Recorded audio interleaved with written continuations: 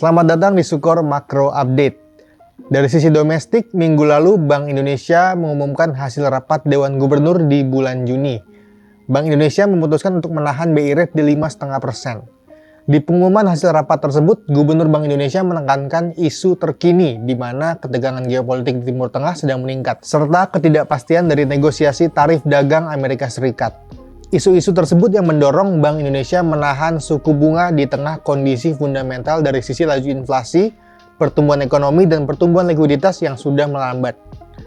Kalau melihat dari sisi laju inflasi, indeks harga konsumen Indonesia sudah sangat rendah. Kemudian dari sisi pertumbuhan konsumsi rumah tangga juga sudah menunjukkan perlambatan. Kemudian dari sisi likuiditas, Bank Indonesia melaporkan pertumbuhan kredit tumbuh 8,43% year on year. Lebih rendah dari April di 8,88%. Ini menandai perlambatan penyaluran kredit selama 3 bulan beruntun. Jadi ditahannya BI Rate ini didorong dari tekanan eksternal yang beresiko ke stabilitas nilai tukar dan tekanan inflasi. Ditahannya BI Rate ini juga inline dengan keputusan The Fed untuk tahan Fed Fund Rate di 4,25 sampai 4,5% sehari setelahnya.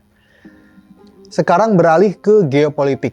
Perkembangan terakhir dari pecahnya antara Iran dan Israel sepertinya belum begitu direspon secara masif oleh pasar, termasuk pasar domestik. Dari sisi nilai tukar, rupiah masih relatif tidak melemah terlalu dalam terhadap US dollar, dan di sisi lain, dolar indeks juga tidak menguat, meskipun harga minyak mentah lompat pasca serangan pertama yang dilakukan oleh Israel.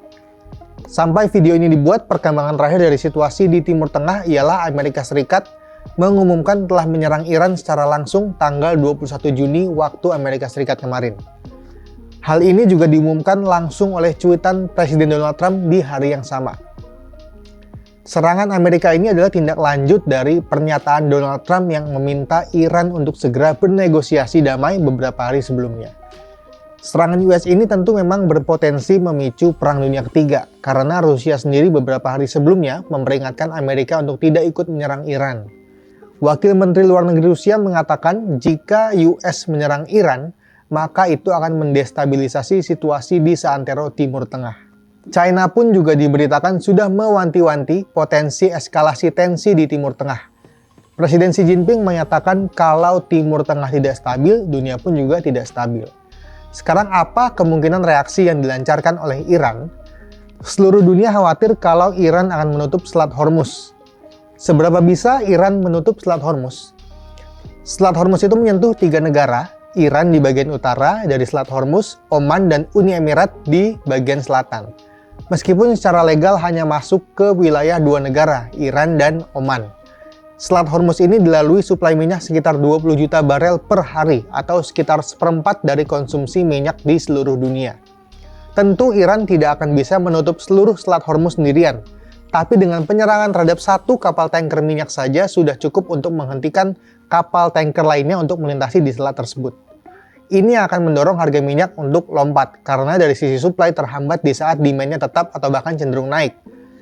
Dalam jangka pendek, harga minyak secara psikologis mungkin bisa lompat mendekati $90 per barel. Dan dalam jangka panjang, bisa lompat ke lebih dari $120-150 per barel. Dalam catatan sejarah, Iran belum pernah benar-benar menutup Selat Hormuz. Paling parah hanya mengancam untuk mengganggu pasokan minyak yang melewati Selat Hormuz. Sekarang yang patut dicermati adalah bagaimana reaksi Iran terhadap serangan US dan reaksi pasar komoditas terhadap serangan tersebut. Selain minyak, harga emas juga bisa lompat sebagai aset safe haven. Pasca serangan pertama yang dilancarkan Israel tanggal 12 Juni pagi, harga emas lompat 3,5% dalam 2 hari. Oleh karena itu, serangan perdana oleh US terhadap Iran ini patut kita cermati bagaimana reaksi pelaku pasar. Tentu kalau bicara harapan, banyak pelaku pasar berharap tensi geopolitik ini tidak akan meningkat sampai memicu Perang Dunia Ketiga.